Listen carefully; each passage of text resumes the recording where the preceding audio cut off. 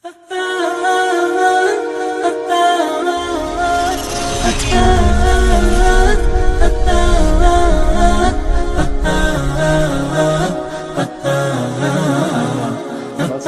tadi sudah dijelaskan panjang lebar ya mengenai kesesatan Islam Jamaah, yang mungkin ada beberapa lagi yang mungkin bisa disampaikan ya. Intinya adalah seperti imamah dan pembayaran zakat tadi, infak persenan ya, yang tidak ada dalilnya ya Ustaz ya. Iya. Dan kalau kita boleh sebut sekarang, sepertinya seperti di dalam Islam Jamaah ini seperti lembaga penarikan dana yang berkedok agama begitu. Iya, Apa betul sekali. bisa diistilahkan seperti itu Ustaz? Iya, jadi mereka motif utamanya adalah Ekonomi. aset. Aset, Ya, masalah. ekonomi, aset.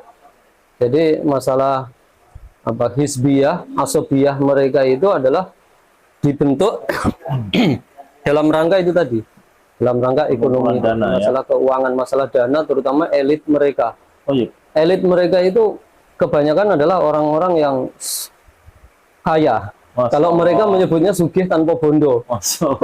Padahal itu kenyataannya mereka betul-betul sugih bondo, bukan sugih tanpa bondo. Betul-betul sugih bondo dari Allah alam. Itu dari kebanyakan dari mereka itu adalah orang-orang yang luar biasa kekayaannya. Sementara yang tingkat bawah itu adalah orang-orang yang notabene ekonominya sangat memprihatinkan. Dari penjual bakso, penjual keliling ya.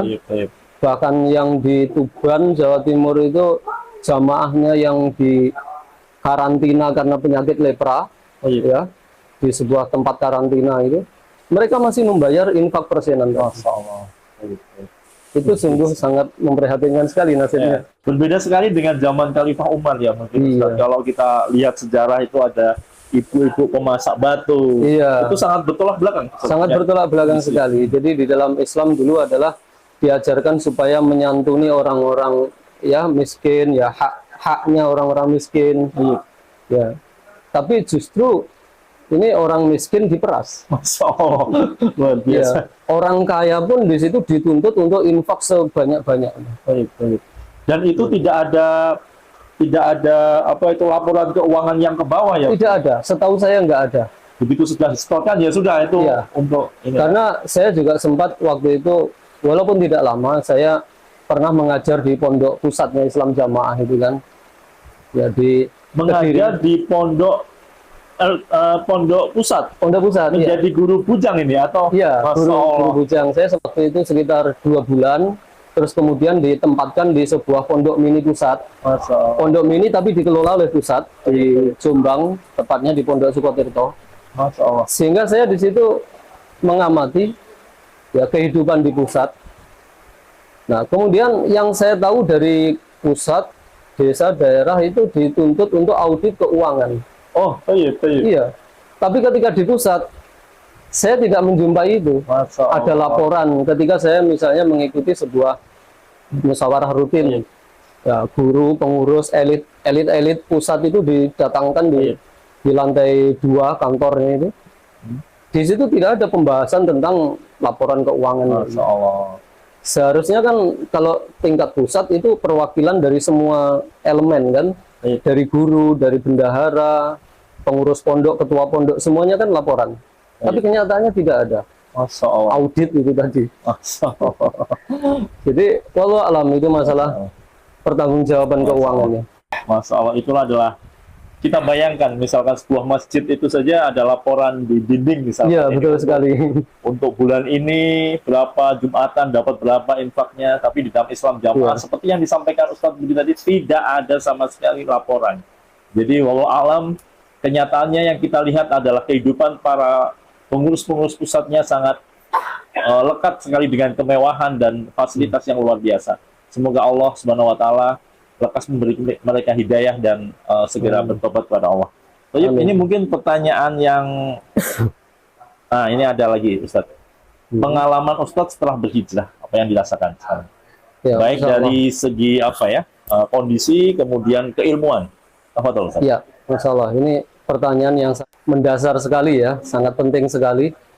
Jadi ketika saya berhijrah itu mendapati sebuah apa ya, cahaya terang seperti itu ya. Iya, iya.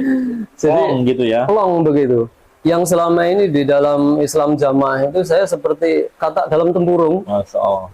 atau seperti dikasih kacamata kuda, Masya Allah. tidak boleh tengok kanan tengok kiri. Jadi ketika saya mencari ilmu di dalam Islam jamaah selama ini, saya hanya dari satu jalur, Iya. yang disebutnya adalah ilmu mangkul. Masya Allah. Ya, jadi satu jalur. Ya, tidak boleh kita mencari ilmu yang referensinya dari luar. Maka ketika tadi saya ceritakan saya kuliah itu, pernah waktu itu ada pengurus yang bilang ke saya, Mas Budi, sampai mau balik kok kuliah, nanti kalau di situ terpengaruh bagaimana gitu. Saya waktu itu astagfirullahaladzim, saya kan mencari ilmu ya, tapi kok ditakut-takuti nanti terpengaruh. Iya. Waktu itu saya sudah mulai goncang. Masya Allah. Nah, setelah saya keluar dari Islam jamaah, akhirnya saya bisa mencari ilmu dengan sangat leluasa sekali, Iya, iya. tanpa ada batasan-batasan. Iya, iya. Ketika saya masih di Islam jamaah, saya pernah sekedar membaca artikel tentang konsultasi syariah semacam itu, Iya. tentang fatwa-fatwa ulama tentang hukumnya sesuatu, misal berwudu di kamar mandi, keadaan kita belum pakai baju. Belanja, iya. Ya, selesai mandi kita belum pakai baju, berwudu. Itu di dalam Islam jamaah nggak akan pernah dipertanyakan, nggak akan dibahas. Akan dibahas. Nah, karena itu nggak ada ilmu mangkulnya yang membahas tentang itu. Masya Allah. Nah, tapi itu adalah fakta yang bisa dijumpai di masyarakat. Oh iya. Nah, ketika saya membaca artikel seperti itu, langsung sama teman saya ditegur. Jangan banyak bacanya seperti itu, kamu nanti terpengaruh. Ya. Masya Allah. Nah, alhamdulillah setelah saya keluar dari Islam jamaah, saya bisa mencari ilmu dengan leluasa dari sumber, dari referensi yang sangat bisa dipertanggungjawabkan keabsahannya, ya, dalil-dalil yang sahih, ustadz-ustadz yang kredibel, Masya Allah. lulusan dari Timur Tengah, dari Timur Tengah yang betul-betul dari sumbernya Ilmu. agama Islam. Oh iya, iya, iya. Sementara dulu Abah Nur Hasan mengklaim pernah 10 tahun belajar di Masjidil Haram, ternyata tidak bisa dipertanggungjawabkan. Mana isnadnya, katanya malah hilang di becak. Masya Allah. Sangat konyol sekali. Masya Allah. Waktu itu saya pernah cerita ke orang tua saya, sebenarnya tukang becak itu larinya nyampe mana kok sampai isnad itu nggak bisa didapatkan lagi. Iya. Saya itu pernah, Pak, ini cerita lelucon sebenarnya, tapi fakta. Saya pernah di Jogja itu turun dari bus, tas saya masih ada di situ. Akhirnya saya mencari bus itu, padahal saya tidak tahu busnya apa, plat nomornya apa lagi. Bisa ketemu ya? Qadarullah waktu itu saya cari bolak-balik Jogja Solo ya. Saya cari ketemu. Masya Allah. Waktu itu masih di Jokam. Ya. Jadi tas saya itu berisi Quran makna. Masya Allah. Yang sangat berharga sekali. Saya masih sebagai guru pondok. Wah, ini senjata saya hilang ini. Oh iya, iya. Ini kisah nyata. Alhamdulillah ketemu. Saya balik ke Solo di Kartosuro apa gitu, tempat garasinya bus itu diperkirakan. Ternyata bukan bus yang dimaksud bukan yang itu. Saya balik lagi ke Jogja, bus yang satunya. Alhamdulillah ketemu. Masya Allah. Tapi kenapa Bapak Haji Nur Hasan itu mencari isnad yang katanya cuma ketinggalan di becak, kok nggak ketemu? Masya Allah. Iya, iya, iya. Waktu itu saya pertanyakan seperti itu ke orang tua saya. Orang tua saya bingung menjawabnya. Masya Allah. Jadi ya seperti itulah kenyataannya. Baik, baik. Ketika saya keluar dari Islam jamaah, alhamdulillah sekarang saya bisa mencari ilmu dengan sangat Masya leluasa, Allah. baik dari melalui perantara ya dengan HP, dengan Media ustadz, sosial, mulazamah langsung. mulazamah langsung. Baik, baik. Itu Dan Ustadz di luar banyak sekali Ustadz ya. Iya. Jadi tidak seperti yang dikhawatirkan guru ini sopo dari mana, apakah mumpuni. Ternyata di luar itu keilmuan banyak dan ustadz-ustadznya lebih kredibel. Masya Allah. Iya, tidak sekedar klaim dadio gurune jagat. Masya Allah. Ternyata malah guyune jagat. Coba antum semua bayangkan seperti yang disampaikan Ustadz Budi tadi. Tahun 41 berapa banyak becak di Kediri. Iya, masalah. Masya Allah. Kemudian apabila memang Pak Nur Hasan itu belajar betul di Mekah, bisa nggak kita mencari isnad ke sana lagi dengan identitas beliau, kemudian kalau memang beliau betul-betul tercatat sebagai mahasiswa atau thalib di sana, pasti dengan mudah sanad itu akan bisa diperbarui atau diminta kembali ya Ustadz. Seperti kita alumni dari sekolah tertentu misalkan, ijazah kita hilang, bisa saja kita datang dan menunjukkan KTP, identitas, itu bisa kita dapat. Mengapa coba antum semua pikirkan baik-baik, saudaraku yang masih dalam Islam Jamaah, isnad antum tidak punya, isnad Quran tidak ada, kemudian hadis kutubus sittah cuma ada 5, satunya dari Ustadz Khalil. Antum tidak punya itu semua. Coba antum kalau memang Pak Nur Hasan betul-betul belajar di Mekah, tolong dicek lagi ke sana. Dan itu sudah beberapa kali Ustadz kita juga mengecek ke sana, ternyata tidak terdaftar. Semoga itu menjadi jalan pemikiran untuk antum semua. Baik, kita lanjutkan pertanyaan terakhir ini, mau idoh Ustadz untuk yang masih di dalam nasihatnya, kemudian umat Islam yang ada di luar pada umumnya. Baik, silakan. Alhamdulillah.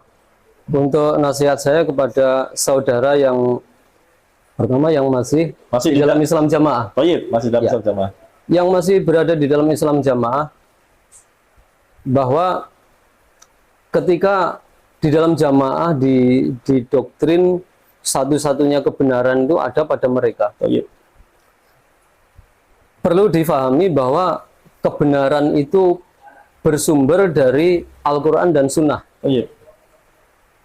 Dari pemahamannya ulama-ulama salaf, yaitu para sahabat, tabi'in, tabi'ut tabi'in, yang berguru dari generasi ke generasi sampai ke Rasulullah. Kebenaran ada mereka. Sehingga ketika berguru pada orang yang memiliki referensi, memiliki rujukan, ya, sampai kepada beliau, itulah yang dijamin kebenarannya. Jadi jangan mengklaim bahwa kebenaran hanya ada pada kalian. Itu adalah klaim sepihak yang tidak bisa dipertanggungjawabkan. Dan nanti ketika di akhirat, yang Allah pertanyakan, ya, melalui malaikat ketika kita di alam kubur, itu adalah siapa Tuhanmu? Apa yang kamu tahu tentang Rasul yang diutus kepada kalian ini, ya, Nabi Muhammad? Dan pertanyaan terakhir adalah apa agamamu? Seperti itu. Jadi kalian tidak akan ditanya siapa imammu? Atau apalagi kamu orang LDI ya? Oh, kamu bukan orang Muhammadiyah. Atau kamu orang NU apa bukan? Pertanyaan nanti ketika di alam kubur bukan tentang imam kalian, tentang organisasi kalian, tapi pemahaman kalian terhadap tauhid. Maka jika kalian sekarang masih memiliki pemahaman bahwa satu-satunya kebenaran adalah Islam Jamaah, segeralah keluar. Karena kebenaran itu adalah berdasarkan pemahamannya ulama-ulama salaf yang berguru dari generasi ke generasi sampai ke Rasulullah. Adapun pesan kepada kaum muslimin yang barangkali belum mengenal lebih jauh tentang Islam Jamaah karena kemasan mereka yang bagus, ya, karena dibungkus dengan fatonah, fitonah, budi luhur. Nah, kepada saudaraku semuanya, berhati-hatilah, ya, dengan pemahaman mereka ketika berinteraksi dengan mereka, dengan bujuk rayu mereka. Walaupun mereka dengan berbagai macam cara berusaha untuk memperbanyak pengikut, ya, menutupi kesesatannya, menutupi penyimpangannya dengan kebohongan-kebohongan, jangan sampai tertipu.